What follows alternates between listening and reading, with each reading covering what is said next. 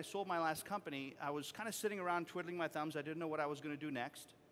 And the phone started to ring, and it was entrepreneurs that I had run into over the previous 10 years or so saying, hey, Joe, I've got this idea for a business. Can you help me?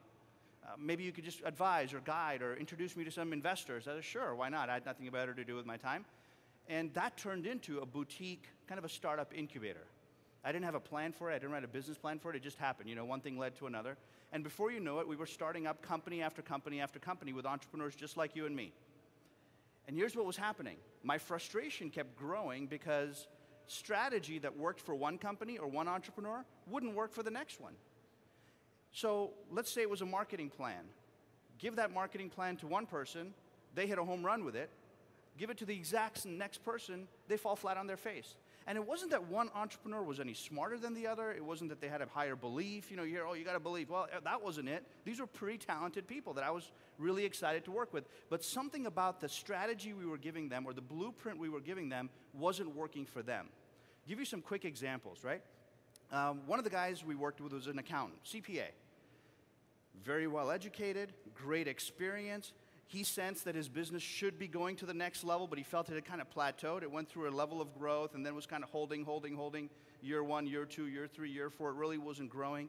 And he said, hey, Joe, what can I do?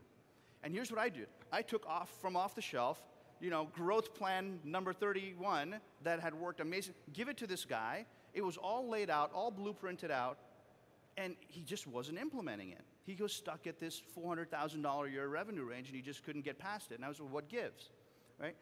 Then, about the same time, got introduced to this industrialist out of the United Kingdom, very well known in that marketplace, ran a $50 million manufacturing company, controlled pretty much the pita bread and naan business in that whole European area, was in all the major stores.